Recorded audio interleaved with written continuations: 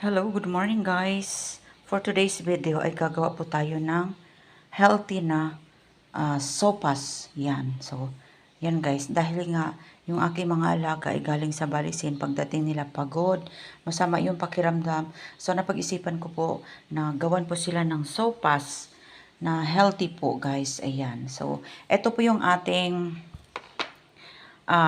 giniling na beef, no? Yan, beef po yan.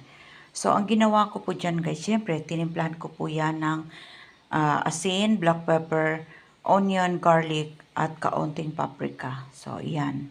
So, at syempre, binilog-bilog ko po yan. So, hindi po ako gumamit ng flour, kundi itong breadcrumbs po, para wala naman pong aftertaste, no? So, at syempre, nilagyan natin yan ng isang itlog.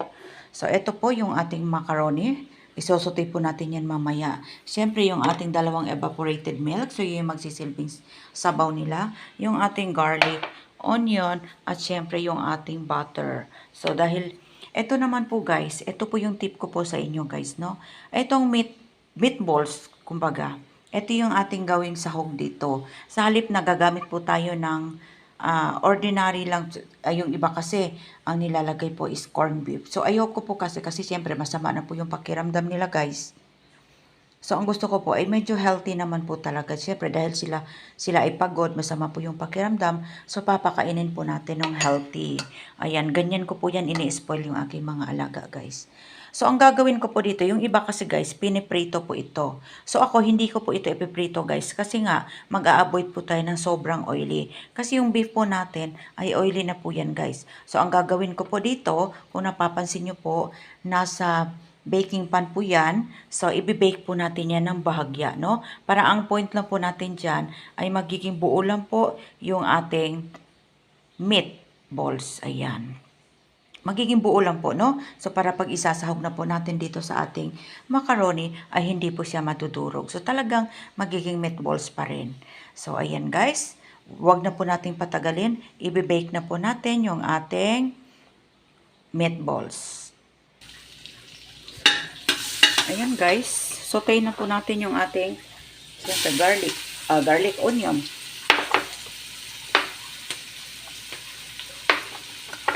Ayan. Ang ating onion.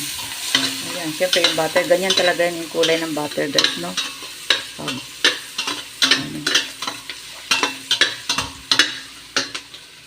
So, yan. Yung ating garlic. Ayan. So, dito po natin niluto guys. Kasi siyempre yung macaroni ay iaano po natin, no? Magkakaroon po yan ng sabaw. Saucy po kasi. Ayan. So, yan. Ilagay na po natin yung ating macaroni. Ayan, guys. Ayan. So,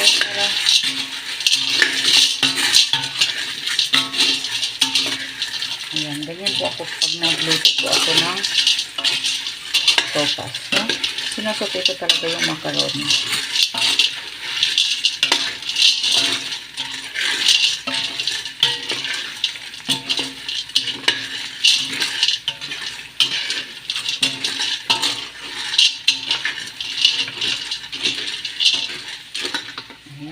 So, sa point na yan guys, maglagay na po tayo ng kanyang sabaw.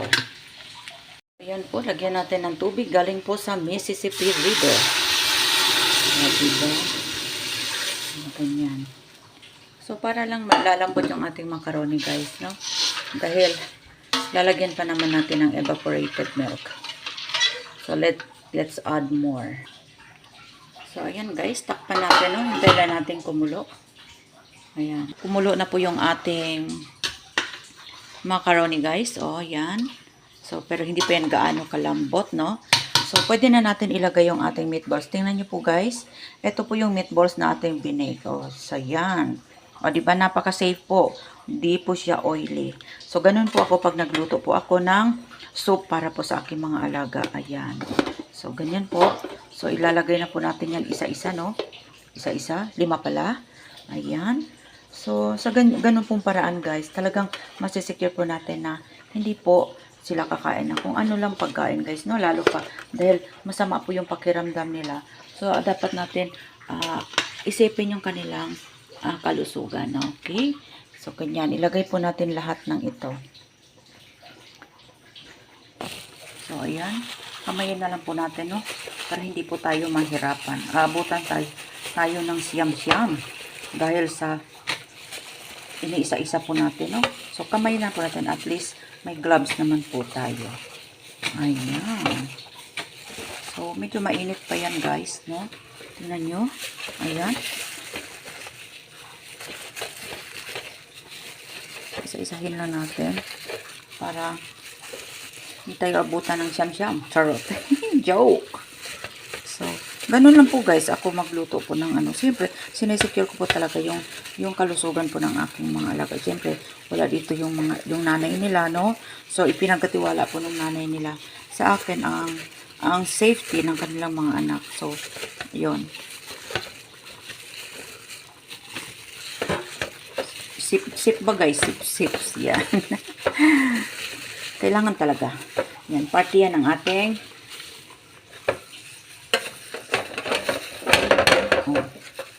ayan. Ayan guys. Ayan. Kumukulo na siya. So, mamaya, paglagay natin ng gatas. So, magbabago pa yung ano niya. Kasi, yun na nagiging oil niya guys, no? Yung sa butter. Guys, at this point, ilagay na po natin yung ating gatas. O, diba? Hindi lang yan isa, kundi dalawa. Ayan. Simutin natin, no? Ayan. So, dalawang gatas. O, diba sabi ko na sa inyo, huwag kayo mag-alala masyado sa sabaw dahil yung ating ilalagay ay evaporated po yan. So, yan. So, konting halo-halo lang, no? Para ma-corporate lang, o, diba? Ganyan po yung sopas ko, guys, na puno po ng protina.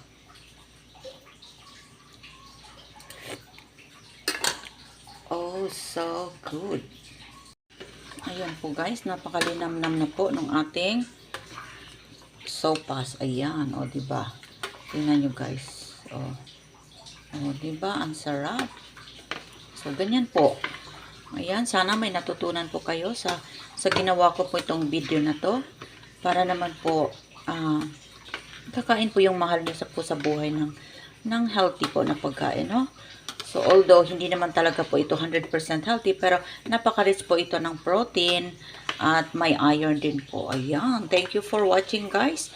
Don't forget to follow for more videos and tips on how to cook healthy foods. Ayan. Thank you so much. Bye-bye.